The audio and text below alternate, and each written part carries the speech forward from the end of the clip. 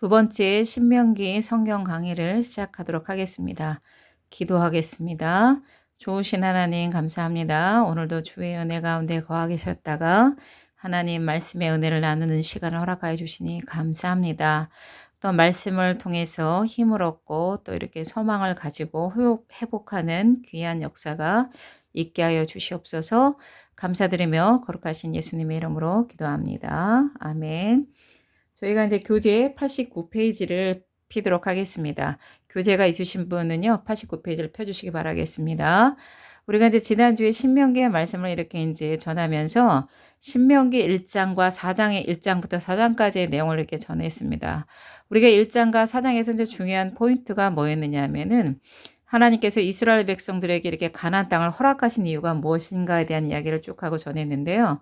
그 이유가 두 가지가 있다라고 얘기를 했죠. 첫 번째가 뭐냐면은 이스라엘 민족이 어떤 행위가 막 뚜렷하고 도덕적으로 막 잘나고 행위로 인한 그 공로 때문이 아니고 뭐라고 이야기를 했느냐 하면 하나님께서 그 가나안 족속의 그 악함으로 인해서 그 땅을 쫓아내면서 하나님의 거룩한 제사장 나라로 삼기 위함이다라는 이야기를 첫 번째 해드렸고요. 두 번째는 뭐였느냐 하면 아브라함과의 약속으로 인해서 언약을 지키시는 하나님께서 이스라엘 민족에게 가나안 땅을 허락했다고 이렇게 말씀을 드렸습니다. 그러면서 저희가 이스라엘 땅에 이스라엘을 허락하신 그 하나님께서 이스라엘 민족의 공로로 준 것이 아니기 때문에 그것에 대한 그런 겸손한 마음을 가지고 있으라고 이야기를 하면서 제가 로마서 3장 10절의 말씀을 하면서 우리의 구원도 어떻게 된다라고 말씀을 드렸느냐 하면 우리의 구원도 우리의 공로나 행위로 인해서 이렇게 구원을 받는 것이 아니다라고 말씀을 드렸죠. 그래서 로마서 3장 10절에 뭐라고 이야기를 했느냐 하면 의인은 없나니 하나도 없으며 라는 말씀을 통해서 구원은 하나님의 전적인 은혜였다 이렇게 말씀을 드렸습니다. 그리고 로마서 3장 23절에 보면 뭐라고 되어 있느냐 하면은 모든 사람이 죄를 범하였음에 하나님의 그 영광에 이르지 못하더니라는 말씀을 통해서 모든 사람은 구원을 죄로 인해서 죄를 통한 그런 구원을 죄에 대해서 구원을 받을 만한 모든 대상이 되고 또 구원받을 대상이라고 말씀을 드리면서 우리가 그 로마서 3장 24절 말씀 뭐라고 말씀을 드렸느냐 하면 예수 그리스도께서 값을 지불하고 피값을 지불하심으로 말미암아서 우리가 그 은혜로 말미암아서 무엇이 됐다고요? 의인이 되었다 이렇게 이야기를 하면서 한 주간 우리가 어떻게 지내기를 제가 말씀드렸느냐 하면은 구원의 은혜를 회복하는 그런 한 주간이 됐으면 좋겠습니다 라고 그렇게 말씀을 드렸습니다. 자, 저희가 오늘은 신명기 5장서부터 11장까지 내용을 이렇게 쭉 살펴보겠는데요. 우리가 신명기 5장부터 11장의 내용 중에서 가장 중요한 내용이 뭐냐면은요. 우리가 6장의 말씀입니다. 오늘 보면 이제 쉐마라는 그런 말씀에 대해서 이렇게 이야기를 하겠는데요.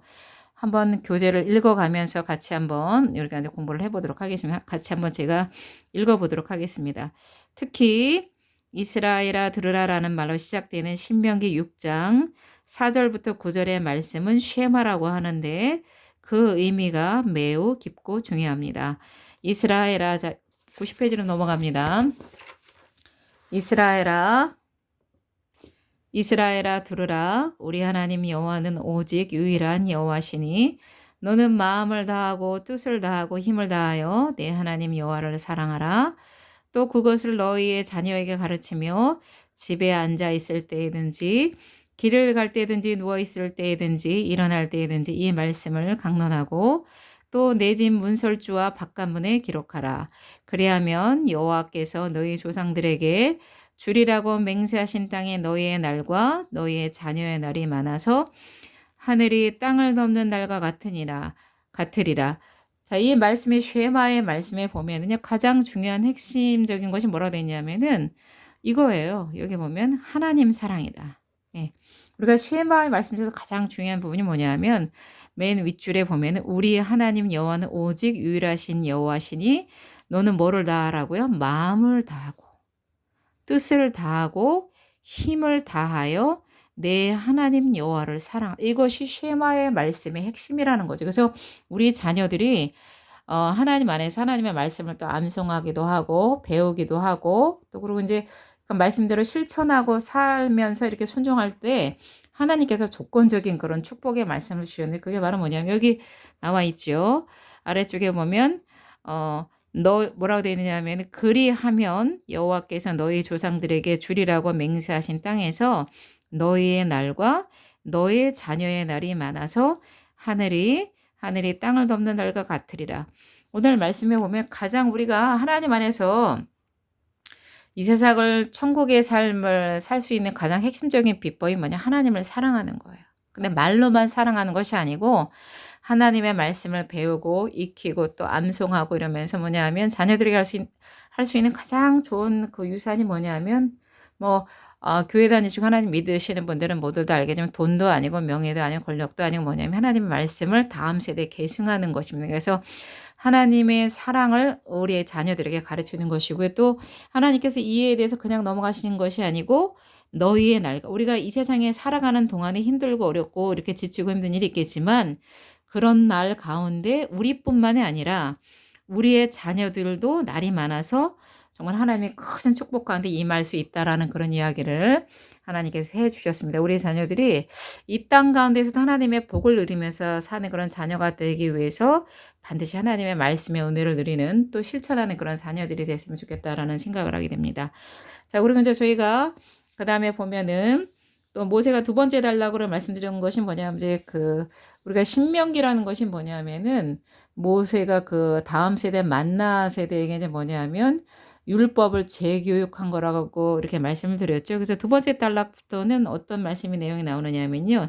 신명기 12장부터 26장까지는 하나님 이제 모세가 다시 한번 율법을 교육하는 그런 장면에서 나옵니다.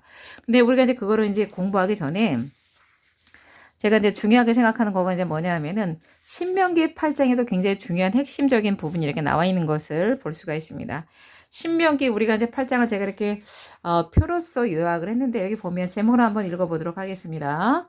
40년 동안 이스라엘이 광야를 걷게 하신 이유라는 이런 말이 나오죠. 여기 보면은 이게 뭐냐면 신명기 8장에 나오는 내용이에요. 그래서 신명기 8장 우리가 1절부터 3절 말씀에 보면 하나님이 이스라엘 백성들에게 이야기를 합니다. 너희들이 왜 이렇게 그냥 금방 사실 우리가 그 가나안 땅은 거리상으로 시내산에서 그렇게 먼 거리가 아닌데 하나님께서 그 광야의 삶을 허락하시고 고난의 삶을 허락한 이유가 있다라고 이야기를 하고 계십니다.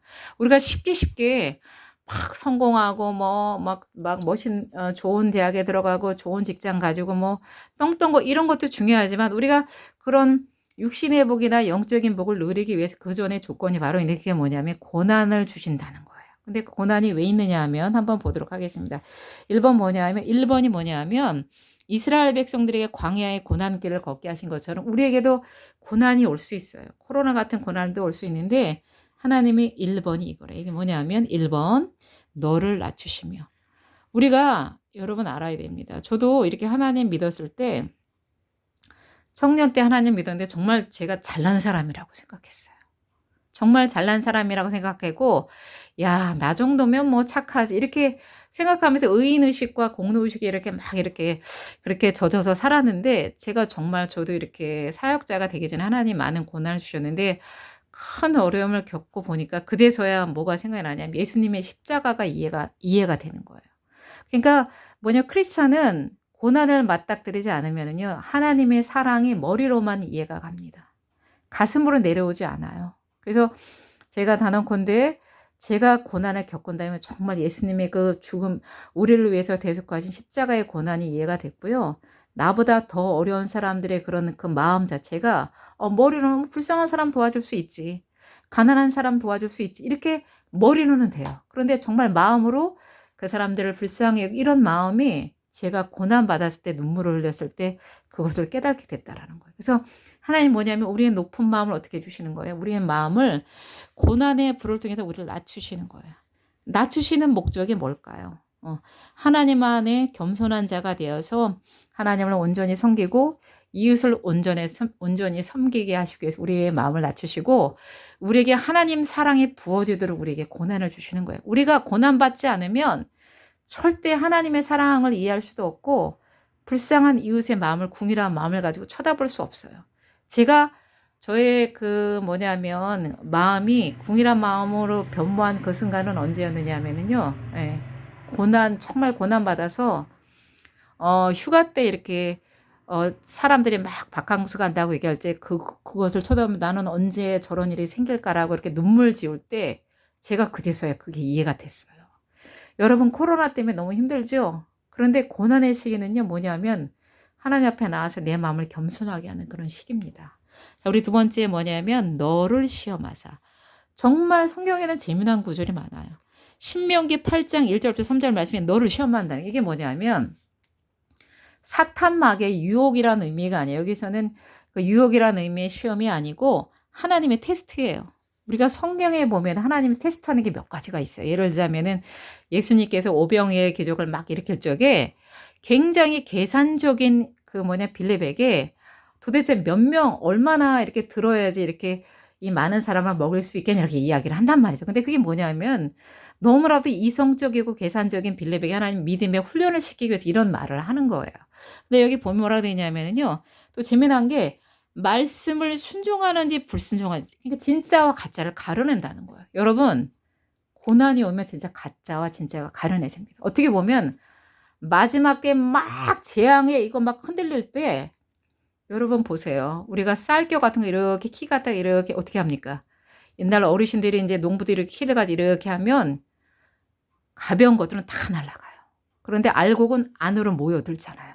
그래서 이게 바로 뭐냐면 하나님의 섭리 이런 영적인 원리가 있다는 거예요. 여러분 고난할 때 어떻게 됩니까? 하나님 앞에 알곡처럼 다시 들어와야 돼요. 막 다른 사람들이 다 물론 교회가 잘하는 거 아닙니다. 교회가 반성하고 회개할 게 너무너무 많아서 우리 스스로도 하나님 앞에 통회자복해야 되지만 그럼에도 불구하고 영적 관리가 뭐냐면 고난과 재앙의 때에 하나님의 알곡으로 들어와야 돼. 하나님의 테스트를 통과해야 됩니다, 여러분. 막 재앙의 바람이 휘몰아칠 때 하나님의 그 도피성을 떠나면 안 돼요. 그래서 이게 뭐냐면 여기 있잖아요. 야, 네가 진짜 나를 사랑하냐?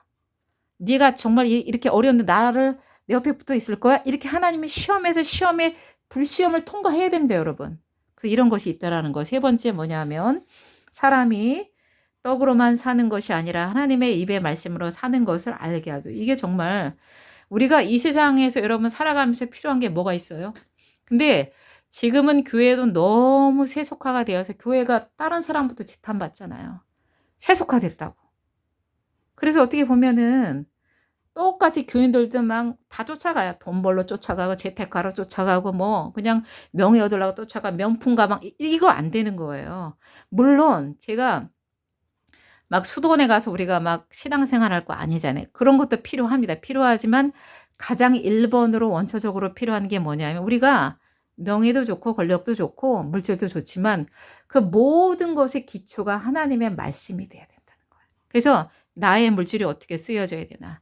내가 가진 명예가 어떻게 쓰여져야 되나? 내가 가진 건강이 어떻게 쓰여져야 되나? 여기 뭐라 되냐면 사람이 떡이라는 건 뭐예요? 우리 삶에 필요한 것들이 다 떡이잖아요. 그게 뭐 돈일 수도 있고 명예일 수도 있고 권력일 수도 있고 뭐 소위 요즘에 말하는 뭐냐 인맥 관리 아니면 뭐 스펙 같은 것일 수도 있겠죠. 그런데 여기 보면 뭐냐면 하나님이 그랬어요. 반드시 사람은 이것만 가지고 살 수 없다는 거예요. 하나님의 뭐라고요? 하나님의 입의 말씀으로 사는 것을 알게 하기 위해서 고난을 준다는 거예요. 그러니까 우리가 여러분 고난할 때 뭐 해야 돼요? 아 힘들어 어려워 이렇게만 하고 있으면 안 돼요. 하나님 말씀을 막 먹어야 돼요. 그때 안 배우면 언제 배웁니까? 우리가 고난이 온다는 거냐. 아 하나님이 내가 하나님 말씀 안에 다시 훈련받으라고 그러는 거구나. 하나님 말씀 안에서 다시 막 부르짖어 기도하라는 거구나. 하나님 말씀 안에서 하나님이 돌아오라고 나한테 사인을 보내는 걸 이렇게 생각하셔야 된다는 거예요, 여러분. 그래서 우리가 뭐냐면 예수님이 얘기하셨잖아. 사람은 떡으로만 사는 것이 아니다. 이렇게 얘기하셔요. 하나님이 뭐예요? 예수님이 우리의 양식이 되는 거고 떡이 되시는 거예요. 그래서 우리 여러분들이 중요하게 생각해야 되는 건 뭐냐면 고난이 와야지 하나님의 말씀이 내 안에 탁 이렇게 심중에 박히는 거예요.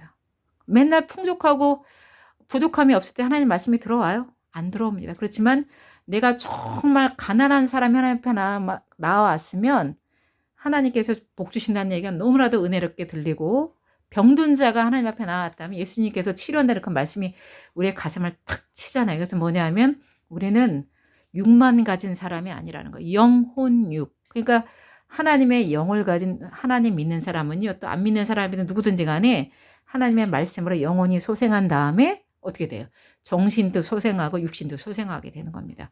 오늘은 여기까지 말씀을 마무리하도록 하겠습니다. 기도하고 마치겠습니다.